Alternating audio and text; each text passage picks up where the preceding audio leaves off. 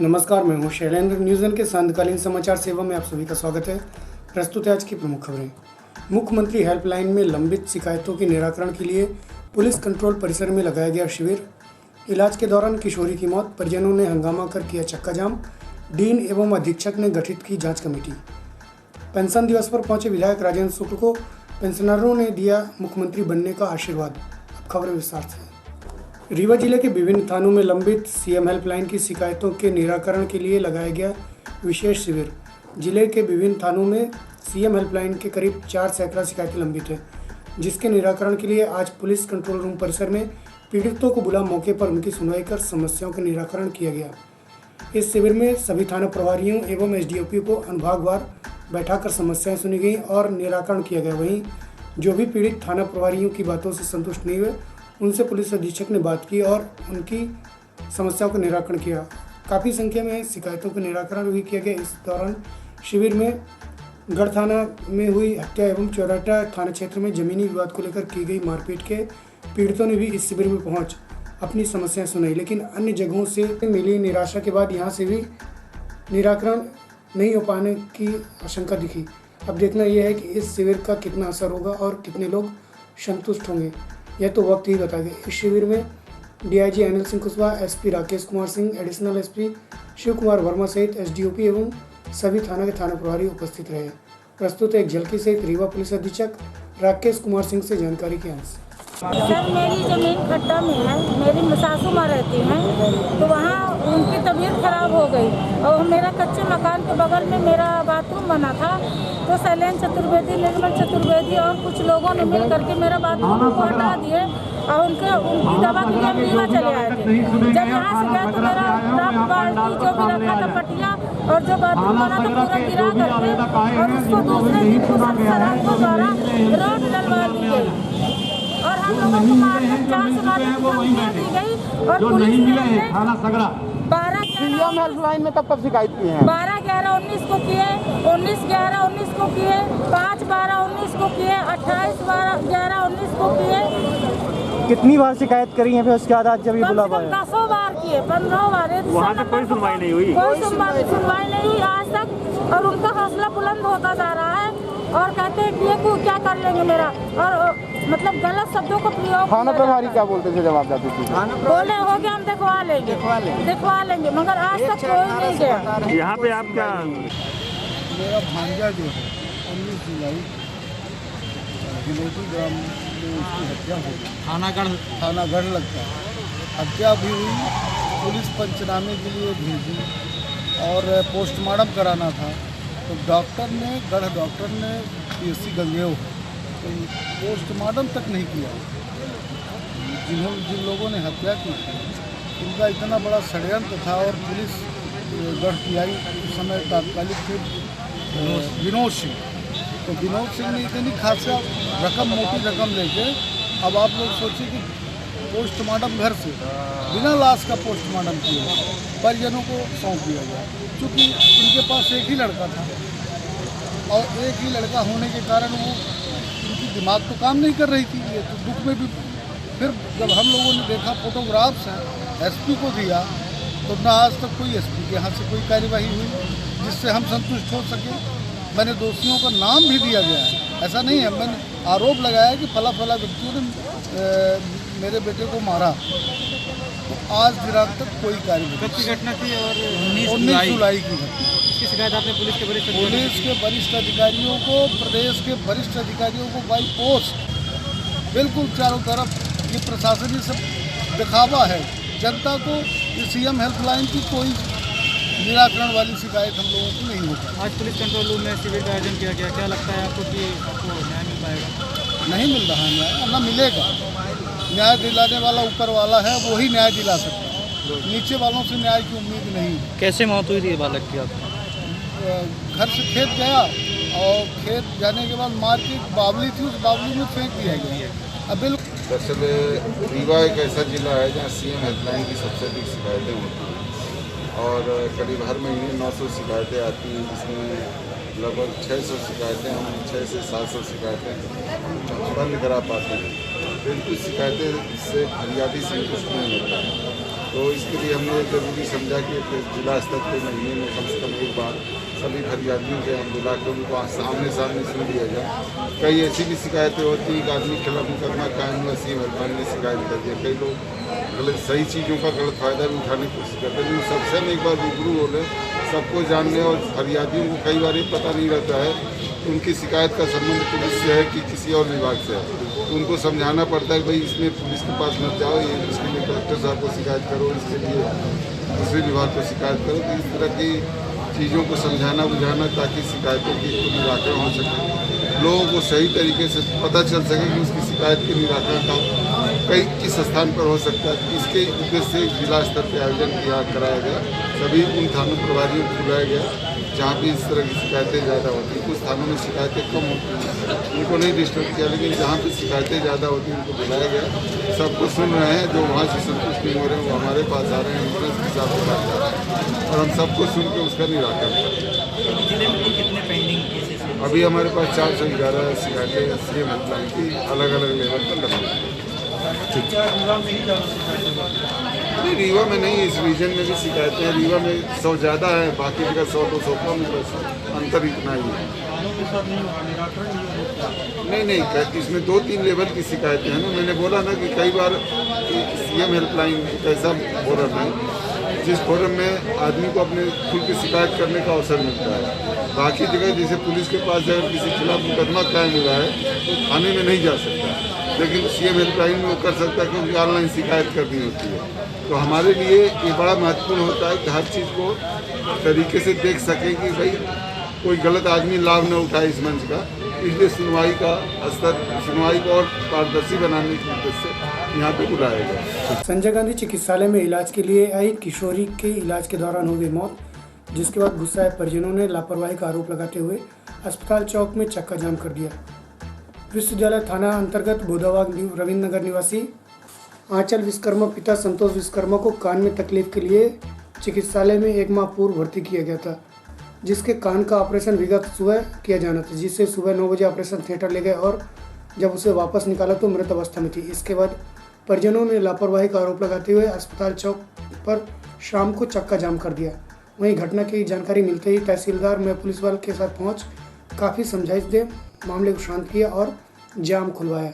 घटना की जानकारी के बाद बाड़वारा के पार्षद विनोद शर्मा अस्पताल पहुंचे और परिजनों को ढाढ़स बंधाया और साथ ही उन्होंने यह भी कहा कि इसके पूर्व रीवा के कलेक्टर एवं कमिश्नर द्वारा आए दिन चिकित्सालय का निरीक्षण किया जा रहा था, किंतु लगातार हो रही मौतों के बाद अब दोनों ही अधिकारी गायब हैं। डीन डॉक्टर मनोज इंदुलकर ने मामले की गंभीरता को लेकर ENT वार्ड का निरीक्षण किया और घटना की जांच के लिए डीन एवं अधीक्षक के नेतृत्व में एक टीम गठित की गई। इस दौरान तहसीलदार द्वारा तत्काल सहायता राशि दे शव को रवाना कर दिया। प्रस्तुत एक झलकी सहित जानकारी के अनुसार। क्या नाम है आपका? संतोष विश्वकर्मा। कौन है आप मृतक के? पिताजी। क्या कैसे घटना हुई, कब से भर्ती कराया गया था? लड़की के कान बहात रहा जी।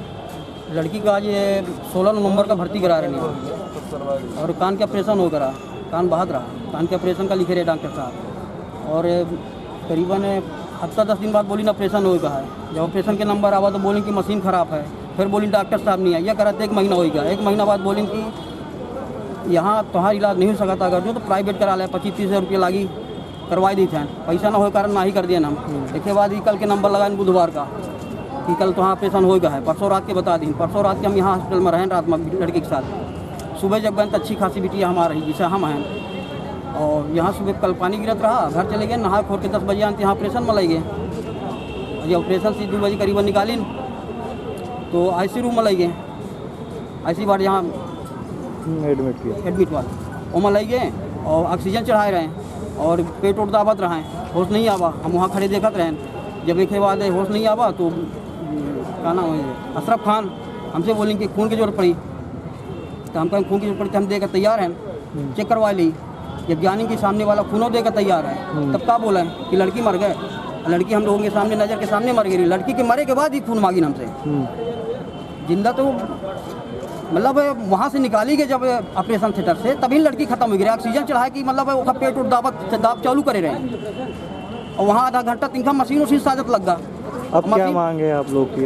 हमारी मांग यह कि अशरफ खान अगर काने के वजह से लड़की मरी तो आदमी हार्ट के काहे ऑपरेशन करवाई? हार्ट के तो हो से बड़ा भी ऑपरेशन है ना। अब अशरफ खान अगर कान के ऑपरेशन करी नहीं और कान की वजह से लड़की मरी है तो अशरफ खान आके बता दें कि हाँ कान के ऑपरेशन करने के कारण लड़की मरी है।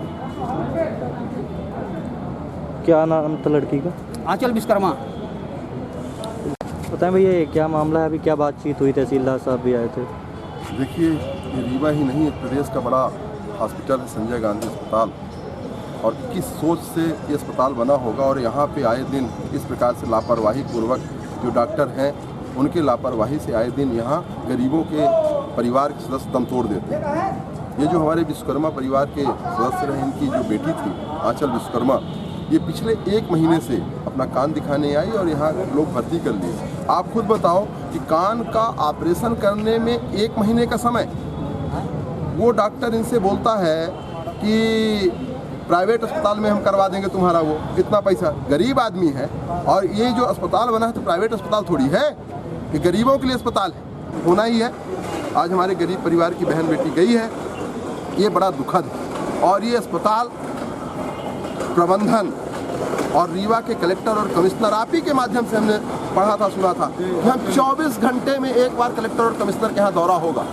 वो न्यूज़ थी 1-2 महीने पहले की, और आज कलेक्टर और कमिश्नर यहाँ कितनी बार आए बता दें।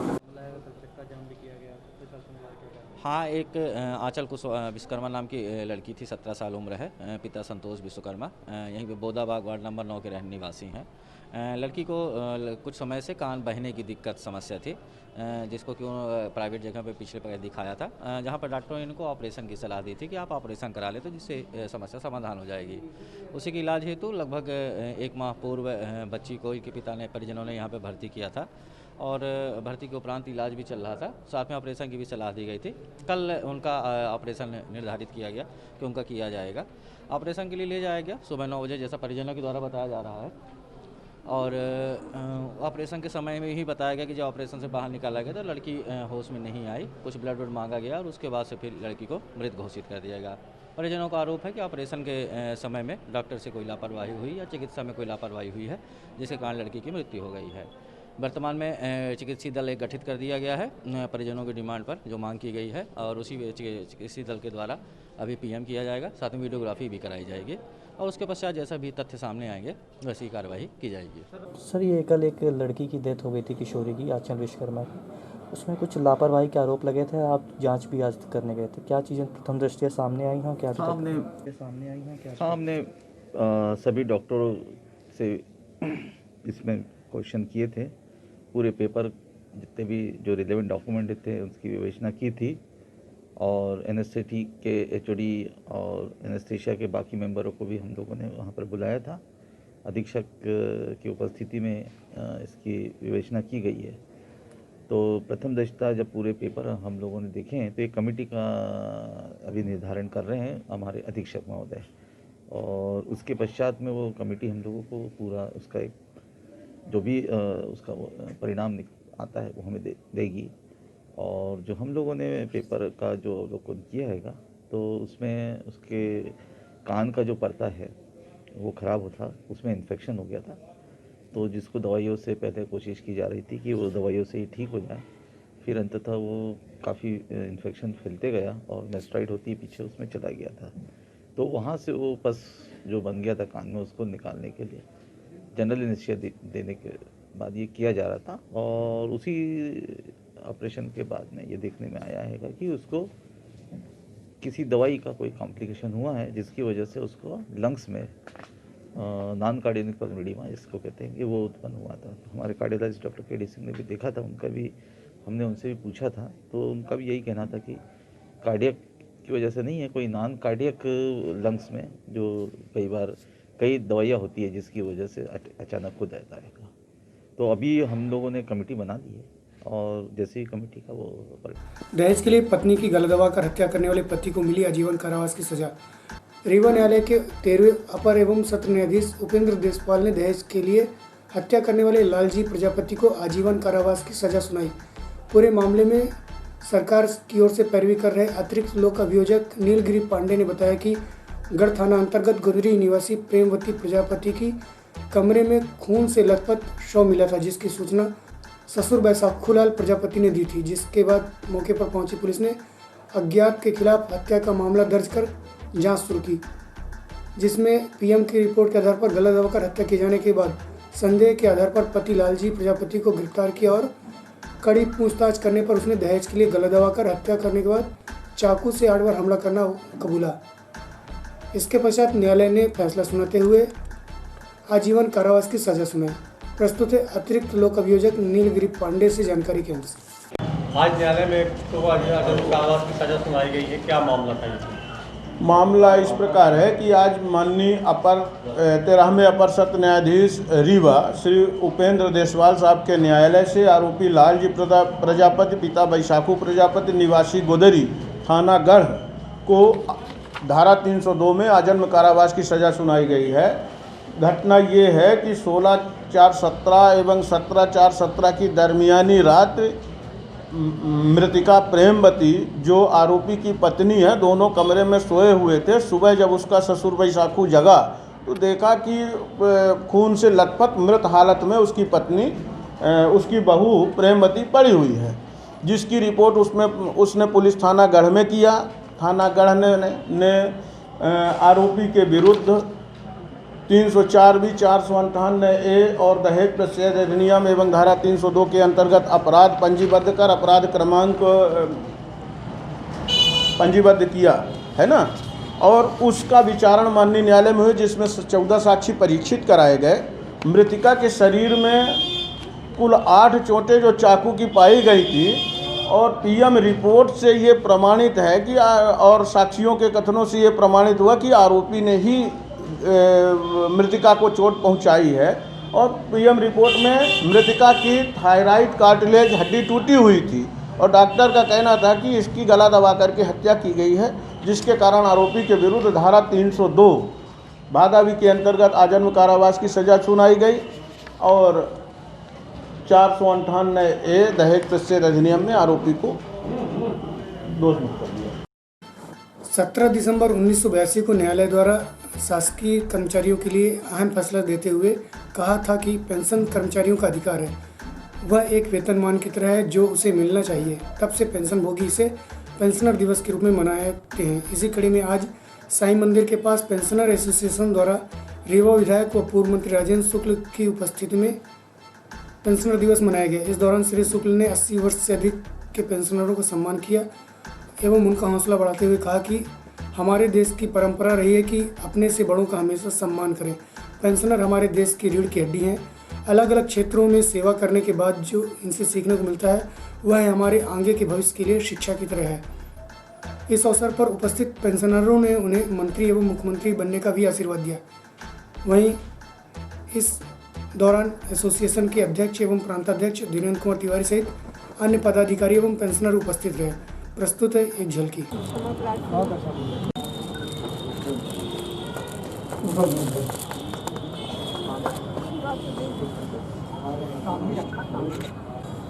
हम याद करते हैं उन साथियों का जिनके वजह से हमें आज सम्मानजनक स्थिति हमारी निर्मित हुई।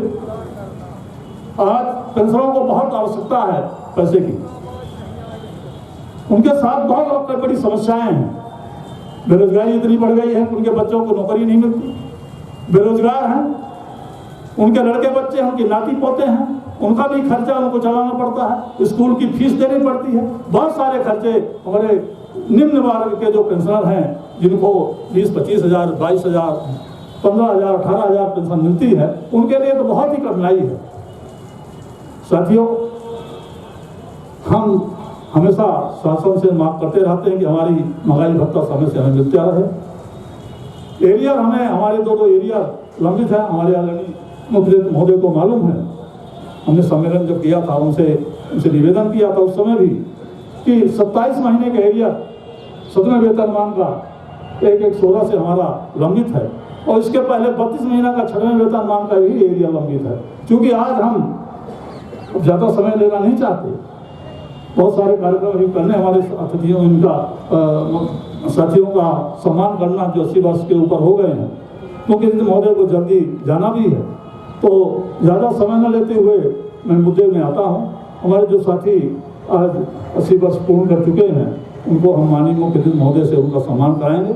और समाज के मार्गदर्शक हैं, बुजुर्ग हैं, जो समाज अपने बुजुर्गों का ध्यान नहीं रखता, उनका सम्मान नहीं करता है, वो समाज कभी भी तरक्की नहीं कर सकता। ये मेरा मानना है।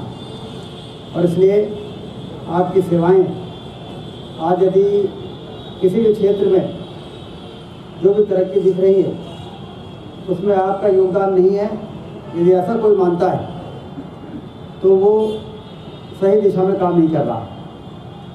जो ये एहसास रखे करेगा कि आप लोग जहाँ कहीं भी रहे हो, जिस भी डिपार्टमेंट में रहे हो, जो भी जिम्मेदारी आपने जीवन भर निभाई उसमें कहीं न कहीं तरक्की में आप सबका योगदान है, तो निश्चित रूप से समाज आपका सम्मान करेगा। और फिर यही संस्कार, यही परंपराएं, फिर जो आज सम्मान कर रहा है उसको तभी सम्मान भविष्य में मिलेगा।